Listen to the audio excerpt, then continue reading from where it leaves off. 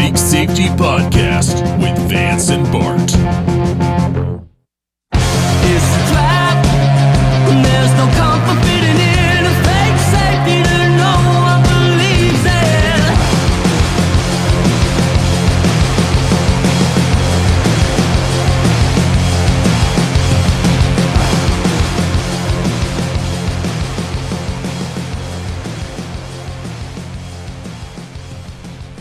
You remember that scene in Scanners? I just kept thinking about how someone might be listening to this so far into the future that we might already be dead, which could just be tomorrow, honestly. But let's assume that we live to the ripe old age of, Tomorrow? let's say, another 50 years. Oh, yeah. It was very generous. Thank you. Well, I meant between the two of us, 25 each. Oh, okay. That's still pushing it for me, but okay. The future, it moves so fast that, I mean, just a year ago, people tend to forget about a year ago where we were. Or 2 years ago. Or two. Yeah. Or 3 years ago. Actually, not 3 years ago, because 3 years ago was before the end times. Yeah. Well, everybody's forgot about that. Yeah, 2019 was a decade ago. Or if you're listening to this 25 years in the future, it's like 27 years in the past, but it feels like 37. I don't know. This It's the medieval times at that point. You'll be telling stories of like the sword and the stone and type shit. Yeah, do we cycle back around? Do we just go back through another Renaissance? Because here's what I'm thinking. I think we should, every couple of years, just loop back around on the traditions we may have forgotten. So whether you're listening to this in the future or whether you're listening to this right now, in this year, we in California just reelected Governor Gavin Newsom, who just a couple years ago for Thanksgiving was celebrating by putting what I think his administration even deemed as severe restrictions. But necessary, right? I'm sure it said that in there. Yeah, so I think maybe we could do a bit of a throwback, right? Like, I consider myself a traditionalist, so why not go back to the roots? Go back to the old school way of doing Thanksgiving. Right. Turkey Day. And bring it back to traditions. Yeah, I think we should. Let's see what Newsom believes that the subservient classes beneath him should be doing for Thanksgiving. Because we are in the future, we do know what he did that Thanksgiving, and we got those pictures out pretty quickly after that. And he was not doing these things. But he didn't say that he believes that he should have to do these things, and there's nothing in here that says that. So let's see what he thinks that we should have been doing in California to save the lives of many.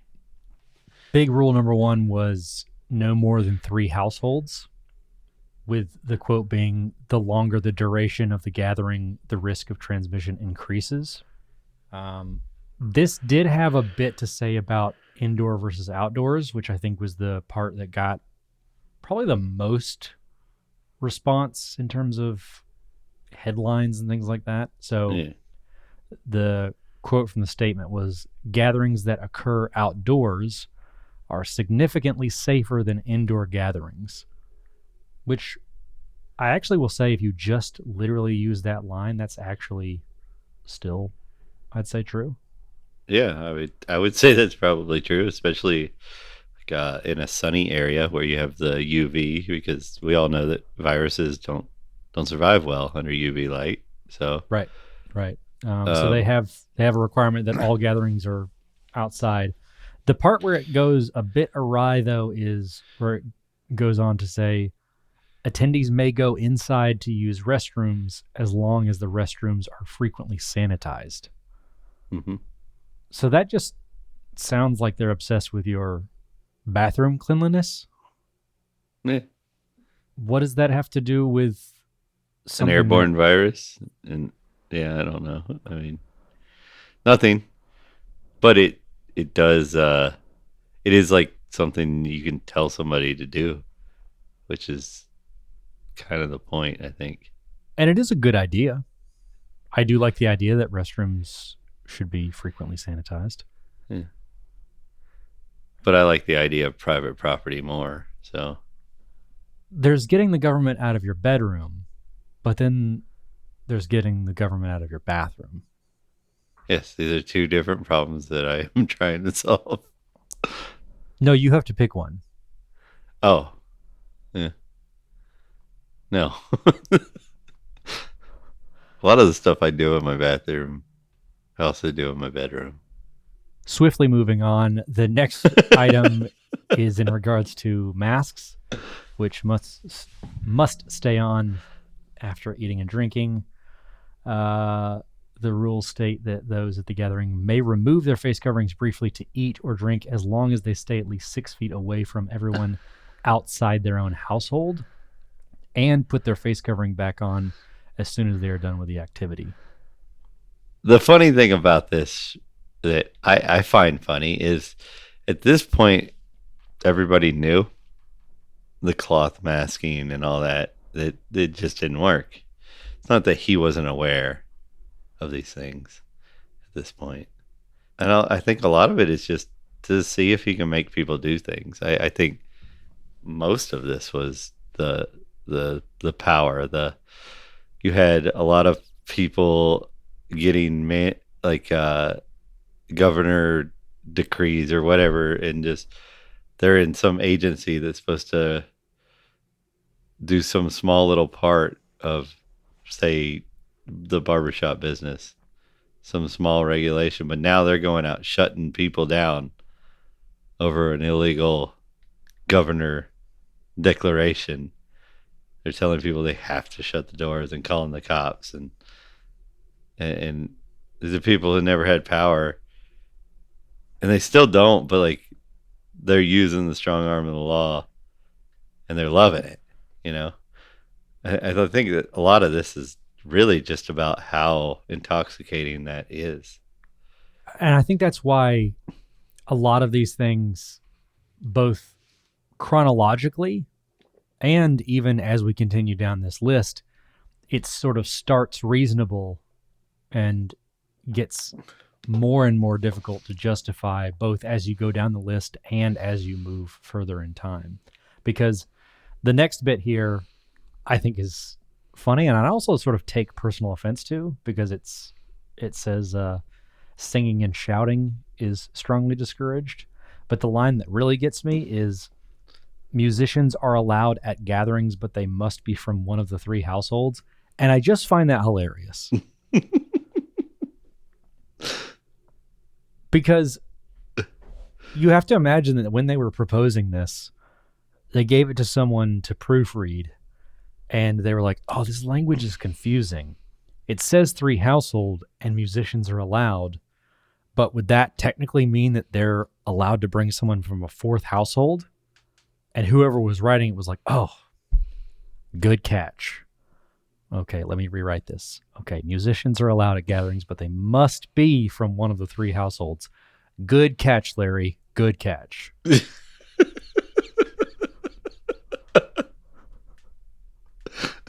I thought that people in California just didn't want to bring, like it was kind of passe or something to bring musicians, even if they were in.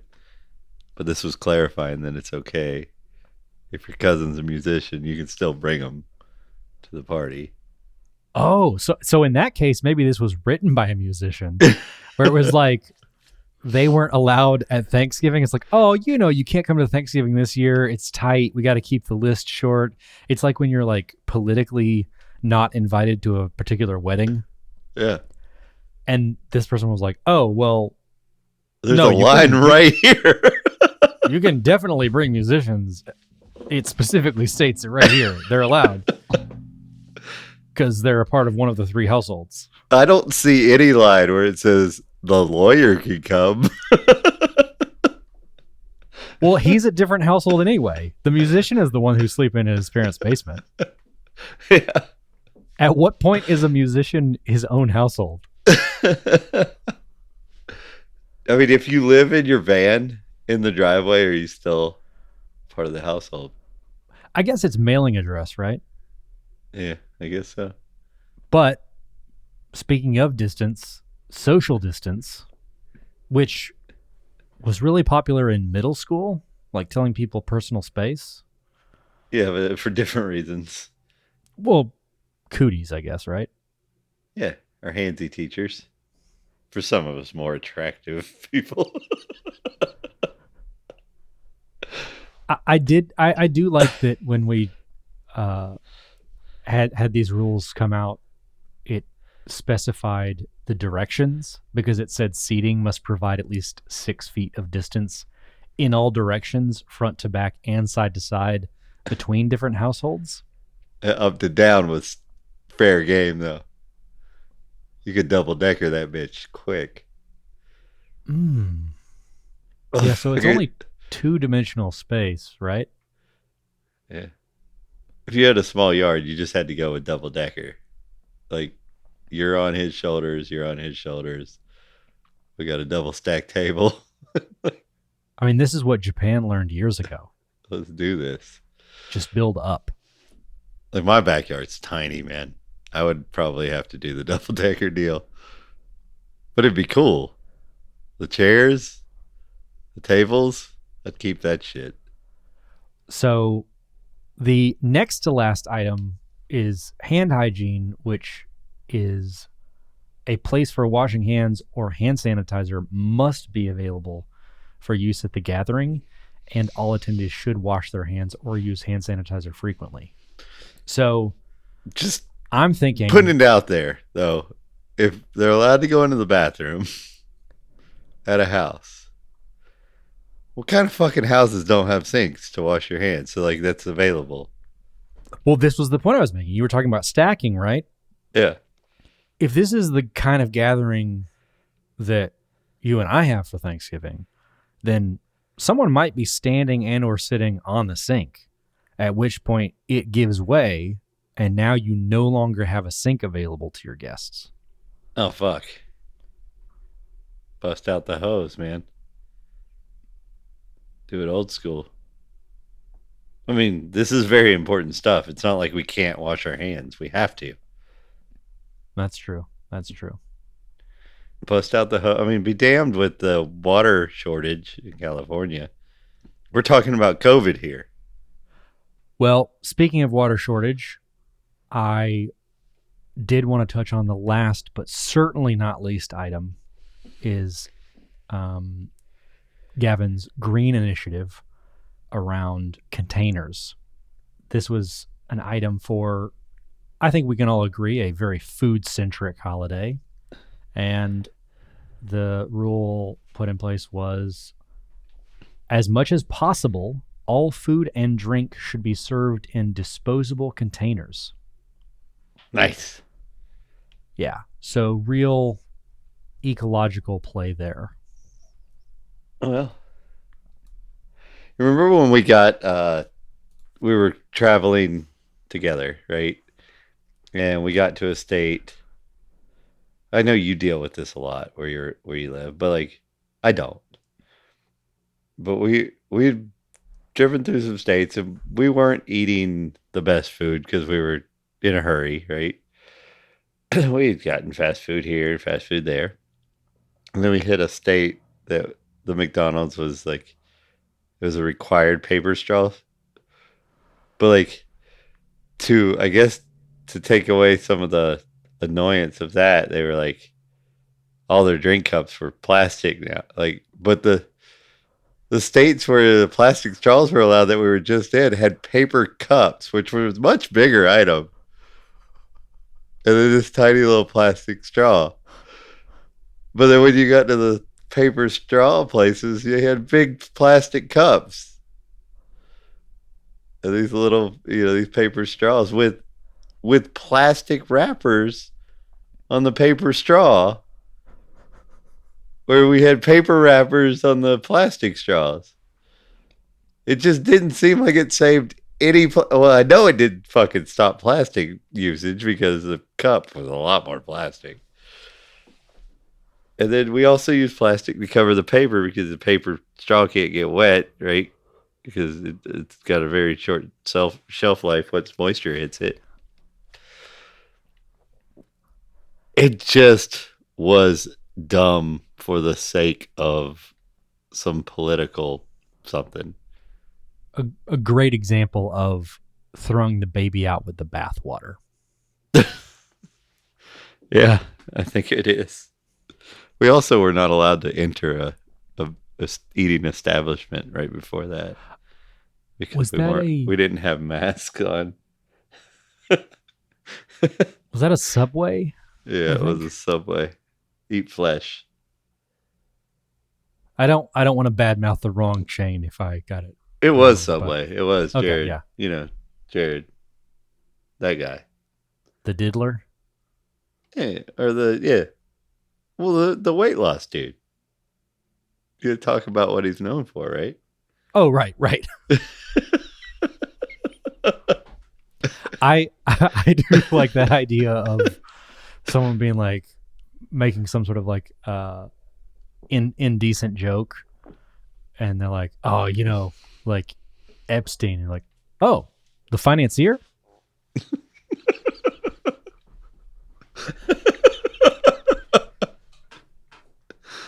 Oh, you mean the governor of Arkansas?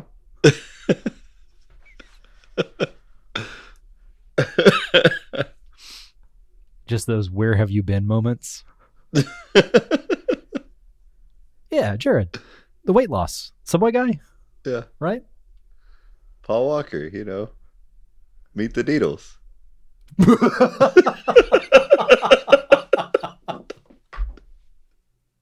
I just want to openly admit that the cheap joke that I would go to has something to do with his premature death. Yeah. And you rose above. Did I? So what do you say? You want to do a throwback Thanksgiving? Go back to our traditional ways, our conservative values, and put some law and order back in place? Because you're a self-professed righty whitey tighties.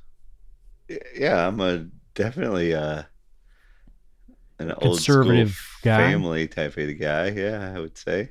You like traditions, so let's go back a few years to what we used to do for Thanksgiving before all of this woke ideology started blending all these households.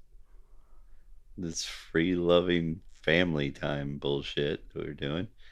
And let's get down to some structure, right? I mean, think about it. It would be anarchy if the government wasn't telling us, giving us some sort of rules in how our families get together. I mean, how would it work without that? Because if we think about how every Thanksgiving before had been, I imagine it was just a lot of feathers and Indians and like just savagery. I can't remember. It's so long ago, but like I'm sure it was very primitive. it is hard to remember the before times. It is. It's like the 80s, I guess. It was just like Crocodile Dundee and cocaine. See, that's another thing that I think is part of this is the war on drugs. Where would we be if we didn't have the war on drugs?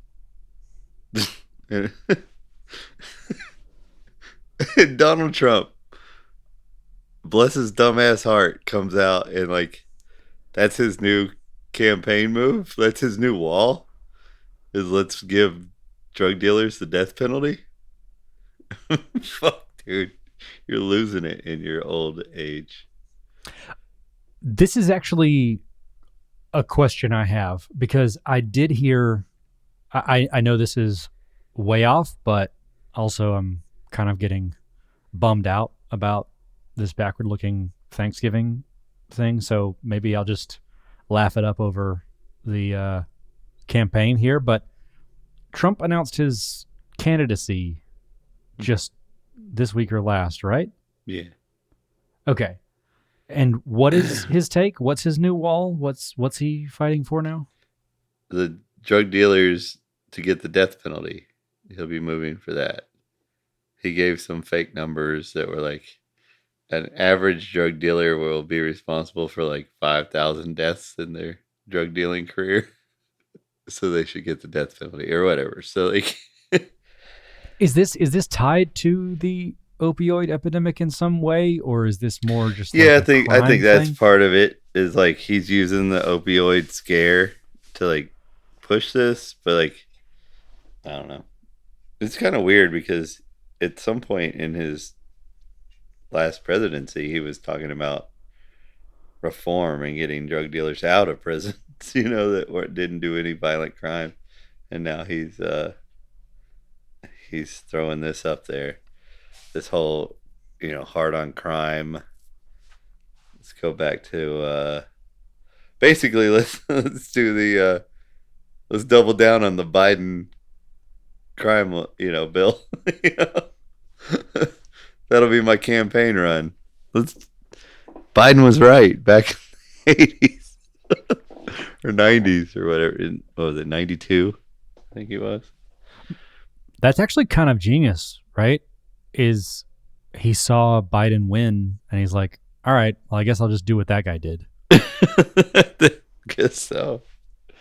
I mean, it's not going to work because the people who don't want the people in government that don't want a Trump or somebody like that to be in office aren't doing it for the crime bills or whatever. It's the military spending. It was very obvious that it was the military end of government that was very anti-Trump because they couldn't trust him to stick to the war plans and whatnot. I think you do raise a good point, because while we are technically in peacetime right now, our military spending would not have you believe that in that as of right now, we've sent how many billions to Ukraine? Congress has passed 3 aid packages. Aid. Again, by the time someone listens to this in the future, we might have passed, I don't know, 3 more. Who knows? But in total, we're at 68 billion. But just this month, they did request another 37 billion. So if that passes, it would be 105 billion. I mean, he deserves an Oscar, doesn't he? Zelensky. It's funny that like we had a CIA actor. It's like he's so involved in the CIA and an actor, Sean Penn, that when you say he's involved in the CIA to like your father-in-law, they're like, yeah. You know what I mean? Like everybody believes it and knows it, right? Yeah, it's not really the tinfoil hat type of conspiracy. It's sort of it's the same way that people were like, oh, Harvey Weinstein, you mean? Yeah. I'd say truly the definition of an open secret. Right. So like, and then he goes and gives Zelensky the fucking the goddamn Oscar he got for the movie that nobody cared about. But of course he's gonna win because the CIA makes sure that happens. Right. It's just like it was pathetic. It was very awkward too. Did you see the video when he handed it to him? How it just seemed very weird. No, I've not seen it, but I also won't hold being awkward against anybody because I don't really have any room to talk there. Yeah, but okay, so imagine that you lived in a different country, or let's better yet, imagine that you dabbled in let's call it an underground scene of musicians that don't give two shits about an MTV Music Award. Didn't mean anything here in these circles, right? Not that you hate people who have one, you just don't care, right? And then somebody comes up to you while you're in some sort of power struggle for, let's say, I don't know, the rights to your music or something, right? It has nothing to do with this third party and gives you an MTV Music Award that they just won. Said you really deserve this. That didn't help at all. Whatever. How would you like? But you would want, you knew camera was on you, so you don't want to just be a jerk. So you're like, oh, means so much, kind of.